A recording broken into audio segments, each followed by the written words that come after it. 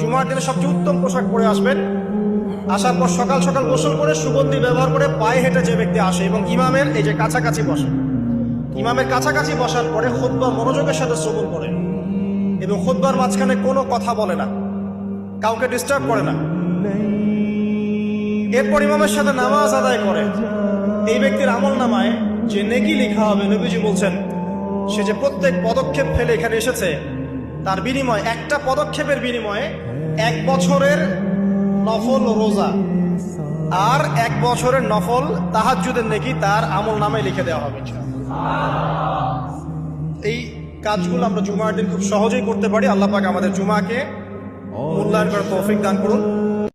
জুমার দিনে সবচেয়ে উত্তম পোশাক পরে আসবেন।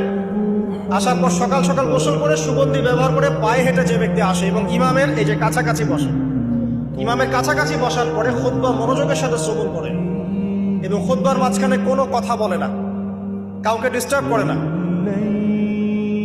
এরপর ইমামের সাথে নামাজ আদায় করে এই ব্যক্তির আমল নামায় যে নেকি লেখা হবে, নবীজি বলছেন সে যে প্রত্যেক পদক্ষেপ ফেলে এখানে এসেছে তার বিনিময়, একটা পদক্ষেপের বিনিময়ে 1 বছরের নফল রোজা আর 1 বছরের নফল তাহাজ্জুদের নেকি তার আমল নামায় লিখে দেওয়া হবে।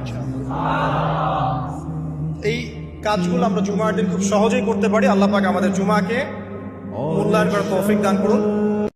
জুমার দিনে সবচেয়ে উত্তম পোশাক পরে আসবেন।